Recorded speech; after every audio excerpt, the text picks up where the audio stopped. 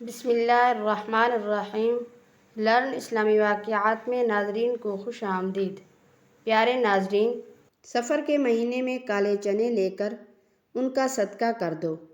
ہر حاجت ایسی پوری ہو جائے گی جیسے پوری ہونے کا حق بنتا ہے۔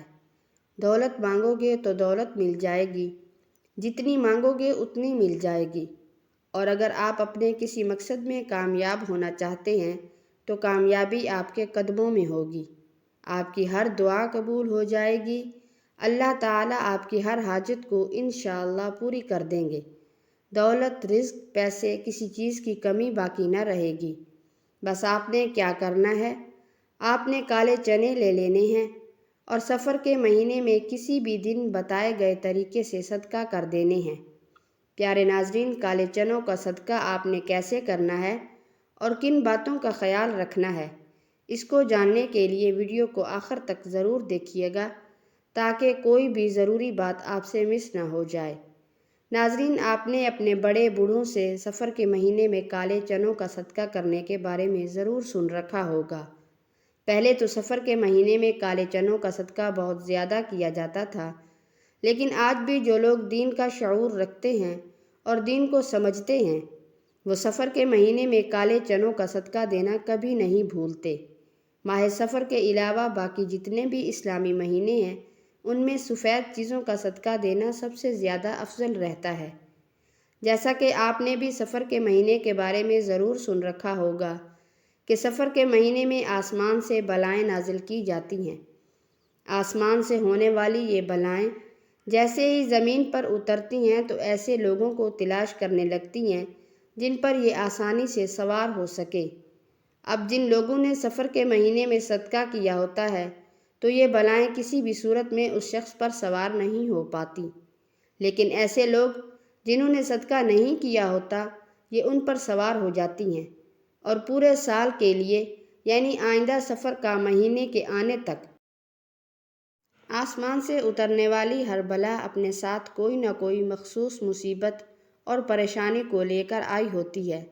جیسے کہ کچھ بلائیں اپنے ساتھ بیماری لے کر آتی ہیں، کچھ رزق کی تنگی، کچھ بے برکتی، کچھ اچانک آنے والے حادثات، جبکہ کچھ لڑائی جھگڑے اپنے ساتھ لے کر آتی ہیں۔ اب اگر کسی شخص پر ایک ایسی بلا سوار ہو جائے جو رزق کی تنگی اپنے ساتھ لے کر آئی ہو تو وہ شخص سخت غربت اور رزق کی تنگی کا شکار ہو جائے گا۔ پھر وہ شخص جتنی مرضی کوششیں کر لے، جو مرضی حکمت چلا لے، کبھی بھی وہ رزق اور دولت کے حوالے سے خوشحال نہیں ہو پائے گا۔ اسی طرح اگر کسی شخص پر ایسی بلا سوار ہو جائے جو اپنے ساتھ بیماری لے کر آئی ہے تو پھر وہ شخص بیمار رہنے لگ جائے گا۔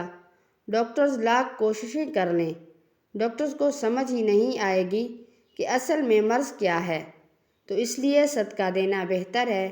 صدقہ ہر بلا، ہر بیماری، ہر مصیبت کو ٹالتا ہے۔ صدقہ کے ساتھ ساتھ استغفار بھی کثرت سے کریں۔ استغفار کرنے سے مصیبتیں ٹل جاتی ہیں اور گھر میں برکت آتی ہے۔ پیارے ناظرین، سفر کے مہینے میں کالے چنوں کا صدقہ کر دیتے ہیں تو نہ صرف آپ آسمان سے نازل ہونے والی ان تمام بلاؤں سے محفوظ ہو جاتے ہیں، بلکہ آپ کی ہر حاجت، ہر دعا، آپ کے دل میں جو بھی خواہش ہے، ایسے پوری ہوگی جیسے پوری ہونے کا حق بنتا ہے۔ اگر آپ دولت مند بننا چاہتے ہیں تو انشاءاللہ آپ کے گھر پیسہ، رزق رکھنے کی جگہ نہیں ہوگی۔ آپ اپنے کسی اور مقصد میں کامیاب ہونا چاہتے ہیں، نظر بد سے بھی کافی حد تک محفوظ ہو جائیں گے۔ پیارے ناظرین، ہم آپ کو بتا دیں کہ کالے چنوں کا صدقہ کیسے دینا ہے اور کس بات کا آپ نے خیال رکھنا ہے۔ آپ نے کالے چنوں کا 1 پاؤ صدقہ لازمی کرنا ہے۔ آپ نے 1 پاؤ چنے لے لینے ہیں، ان پر آپ نے 3 بار سورۃ کوثر پڑھ لیجئے۔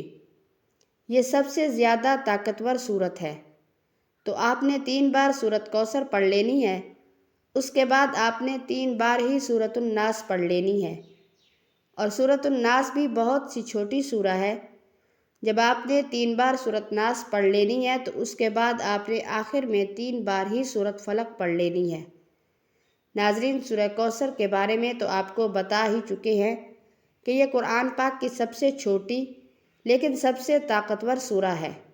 اور اس کی وجہ بھی آپ کو پتہ ہے، کیونکہ یہ اللہ تعالیٰ کی جانب سے نبی کریم صلی اللہ علیہ وآلہ وسلم کو تحفہ تھی۔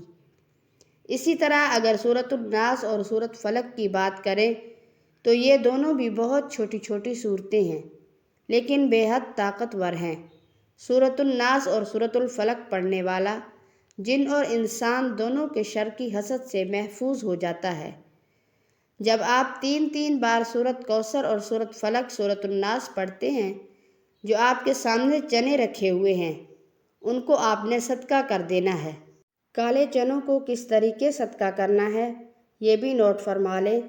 سب سے پہلے کالے چنوں کو آپ نے کبھی بھی کچا صدقہ نہیں کرنا ہے، آپ نے ان کو پکا کر صدقہ کرنا ہے۔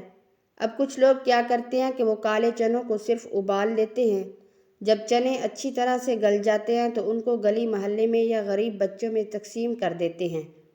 اگر آپ کالے چنوں کو چھوٹے چھوٹے ڈبوں میں ڈال کر بچوں میں تقسیم کریں تو بچے بہت شوق سے کھاتے ہیں۔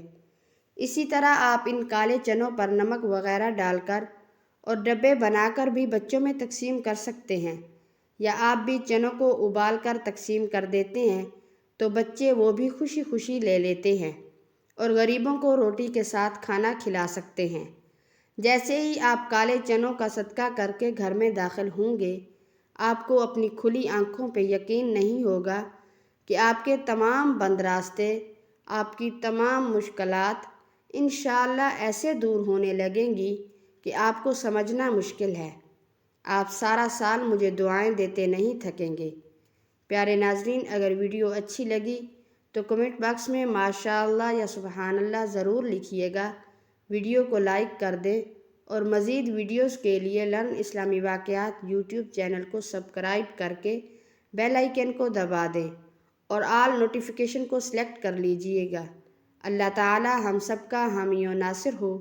اللہ تعالی تمام سننے والوں کی پریشانیاں تکلیفیں دور فرمائے اور حاجات کو پورا فرمائے۔